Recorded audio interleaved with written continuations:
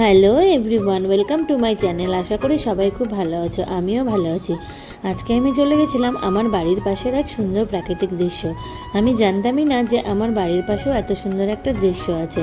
আসলে আমরা শিলিগুড়ির কাছে থাকি আর উত্তরবঙ্গের মানুষ, তো আমাদের এখানে চায়ের বাগানটা বেশিই আছে। তো এখানে শুধু চায়ের বাগান না, চায়ের বাগানের সাথে সাথে আরও সুন্দর প্রাকৃতিক দৃশ্য ছিল। এই দেখো কি দারুণ দৃশ্য। আর যারা যাচ্ছে ওরা হলো আমার স্টুডেন্ট। তো ওরা আমাকে একদিন ক্লাসে গল্পে গল্পে বলছিল, ম্যাম আমাদের বাড়ির পাশে খুব সুন্দর জায়গা আছে, আপনি একদিন আসেন। তো আমি চলে গেছিলাম। আমরা আজকে চলে এসেছি আমাদের এখানে খুব সুন্দর একটা দৃশ্য দেখো, এই যে বাগান, দারুণ প্রাকৃতিক দৃশ্য। আর এরা হচ্ছে আমার স্টুডেন্ট, ওদের এখানেই বাড়ি। তো ওরা বলেছিল আজকে ঘুরতে আসবে, তো বিশ্বকর্মা পুজোর দিন আমরা ঘুরতে চলে এসেছি। সবাই বাই বাই করে দাও, তোমাদেরকে একটু দেখাই।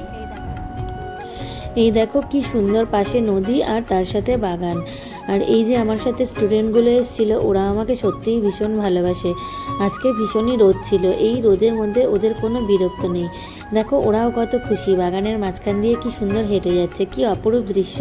আমার তো ভীষণ ভালো লাগছিল, ওদেরকে দেখে আমি খুব হ্যাপি হয়ে যাচ্ছিলাম। এইখানে আকাশটার ভিডিও করেছি একটু।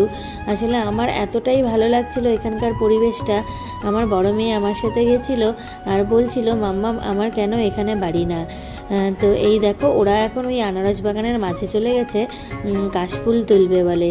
তো দূরে একটা বিশাল বড় কাশবাগান ছিল, কিন্তু অত দূর আর হেঁটে হেঁটে যেতে পারলাম না, তাই চলে এলাম এখান থেকে।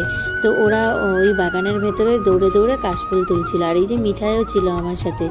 এই দেখো সবাই একটা করে কাশফুল নিয়ে এসছে, কি সুন্দর লাগছে দেখতে। তো সামনে দুর্গা পুজো, আর কাশফুল দেখলে কার না ভালো লাগে।